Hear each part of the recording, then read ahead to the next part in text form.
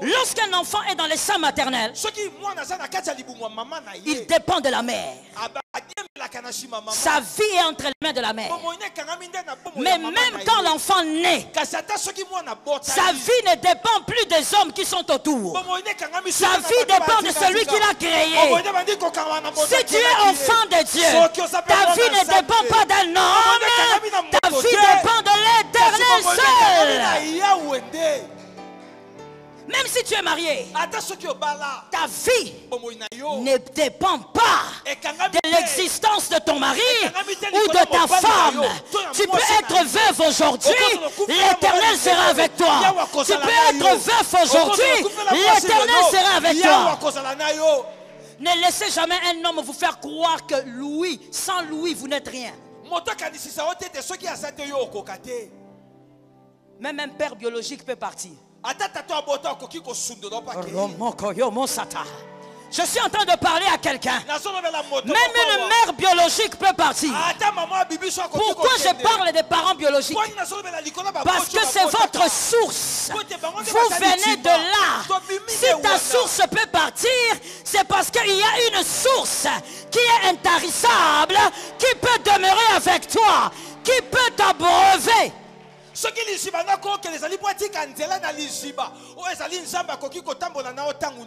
Ne laisse jamais une personne croire que tu es son existence.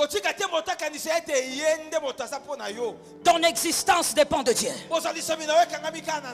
Quand tu as un ami comme ça, quelqu'un comme ça dans ton entourage, c'est un serpent. D'ailleurs, je vais te dire une chose. Retiens pour la vie. Toute personne qui veut te faire croire que tu dois dépendre totalement d'elle pour être heureux, c'est une personne dangereuse.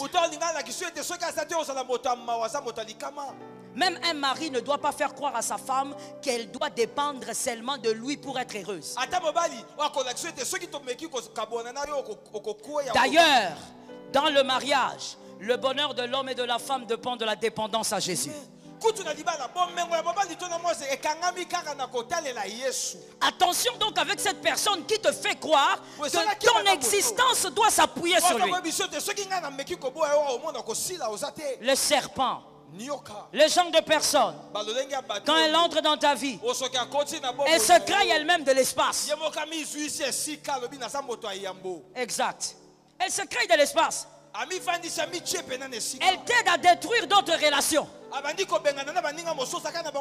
Je veux parler à quelqu'un. As-tu déjà vécu quelqu'un qui t'aide à détruire les relations? C'était une question. Déjà. Correct, maman. Même moi aussi déjà. Je dis à quelqu'un aujourd'hui, le diable est dans l'échec. Une nouvelle intelligence va te pénétrer. Il y a des personnes serpents comme ça. Quand elle entre dans ta vie, elle devient comme du levure. Elle gonfle. Elle prend trop d'espace. Retenez pour la vie.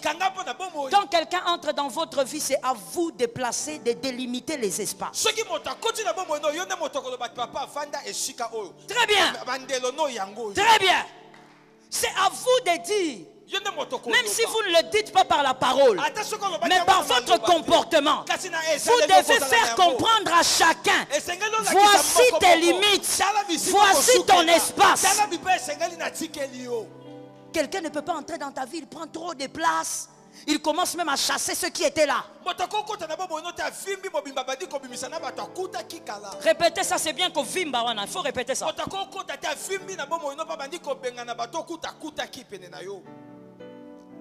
Le seul endroit là où l'espace doit être illimité, c'est dans le mariage. La Bible dit dans 1 Corinthiens 7,4 que le corps de l'homme appartient à la femme et le corps de la femme appartient à l'homme. C'est une manière seulement de dire que pour les deux, il n'y a pas de limite d'espace. Mais attention à celui qui vient dans votre vie et qui commence à vous dire tel est mauvais, tel est méchant. Oh, celui-là ne te respecte pas. Esprit serpent, il faut l'éloigner. Il faut faire attention. Que l'Éternel te donne la sagesse ce soir. Qu'il te préserve du mal. Les serpents, ils sont envahissants. Envahissants. Même quand Adam est juste à côté, il veut s'imposer. La Bible dit que lorsque le serpent parlait, il a fini, Ève va manger. La Bible dit Ève va donner à Adam qui était à ses côtés. Donc quand le serpent parlait, Adam était là. Les serpents sont envahissants. Même quand il t'a trouvé avec des gens, lui il veut s'imposer. Il t'a trouvé avec des relations, mais il veut s'imposer. Je vais ouvrir une brèche pour les fiancés. Que les célibataires disent Amen. Que les célibataires disent Amen 3 fois. Toi, tu es une sœur. Je parle plus aux sœurs. Parce que c'est elles qui ont un problème avec le mariage. Tu veux absolument te marier. Mais moi j'ai compris qu'au Congo, ce qui pousse aux filles de se marier, ce n'est pas l'amour du mariage, c'est la pauvreté. Elle veut se marier pour manger le poulet chez son mari, mais peut-être que le mari n'aura pas le poulet. Écoute, la femme, la sœur, tu rencontres un monsieur. Il dit qu'il veut t'épouser. Mais dès qu'il entre dans ta vie, il commence. Celui-là n'est pas bien. Celui-là c'est pas bien. Efface le numéro de ton pasteur. Efface tel numéro. Ah, moi je n'aime pas les choses comme ça. Moi je n'aime pas que les frères de l'église te saluent. Et toi aussi, écoute ton langage. Femmes, soyez soumises. Il faut que je répète ça, je me quitte ça. Tu es mal enseigné. Et tu n'es pas enseigné par moi ni par l'apôtre. Parce que la Bible dit que la femme soit soumise à son mari. Le fiancé n'est pas encore ton mari. Le fiancé, s'il te dit de faire des choses, ça doit être conforme à la parole. S'il te dit des choses qui t'éloignent de la parole, mon frère, la pauvreté ne doit pas m'amener en enfer. Bye bye. Est-ce que quelqu'un me capte? Qu'une jeune sœur dit je sors des ténèbres. Je ne t'ai pas entendu, peut-être que c'est les masques. Que quelqu'un dit je sors des ténèbres. Un monsieur qui vient dans ta vie et qui commence à tout déranger. Tout le monde est mauvais sauf lui. D'ailleurs, laisse-moi te dire une chose. Voici ce que le commun de mortel dit. Il n'y a que le sorcier qui des fois a la capacité de reconnaître. À moins que tu sois un homme révélé par le Seigneur. Toi, tu viens dans une vie. Comment est-ce que tu ne fais que voir les mauvaises personnes? C'est que toi-même tu es.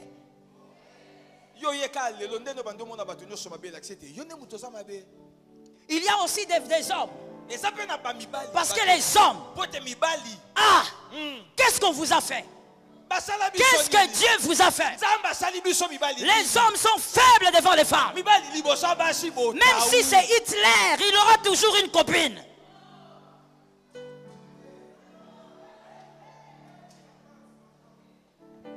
Même quand c'est Hitler, il aura toujours une copine devant qui il est faible.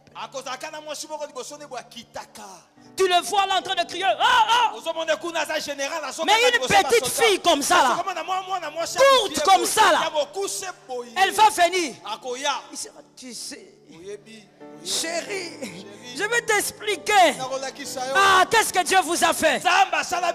Dieu vous a piégé. Je voudrais dire ceci. Tu vas voir dans la vie des hommes. On l'a vu aussi. Il rencontre une femme. La femme là commence. Ta mère est sorcière. Là, je veux seulement que les femmes disent Amen. Ton petit frère est sorcier. Ton ami là qui vient la nuit là, pourquoi il marche en boitant comme ça?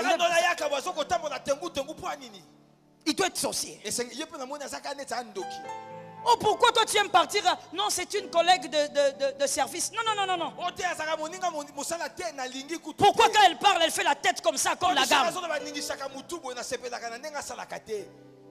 Parce que tu es entré dans la vie d'un homme, tu commences à détruire toutes ces relations.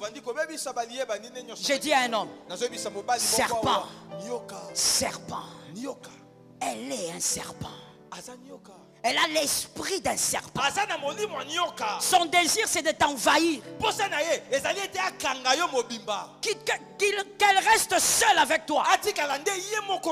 Qu'elle tue en toi la capacité de décider avec fermeté. Je vais ici ouvrir une autre brèche. J'ouvre plusieurs brèches. Il faut prendre comme ça, écrire comme ça là. Il y a des gens. Il faut refuser pour la vie de vivre ceci. En dehors de ta femme, de ton mari, refuse qu'il y ait une personne devant qui tu es faible à décider. Donc lui, même quand tu as décidé dans ta chambre, quand tu viens devant lui, il change tout ce que tu as décidé. Il y a des gens ici qui ont des amis comme ça. Des femmes comme des hommes. Tu peux prendre une bonne décision. Mais quand tu es avec lui, tu changes. Sans raison. Une personne équilibrée doit apprendre à rester ferme dans ses décisions. J'ai entendu un amen là-bas, que Jésus te bénisse. Une personne intelligente, équilibrée, loin par le Seigneur, doit apprendre à rester ferme dans ses décisions.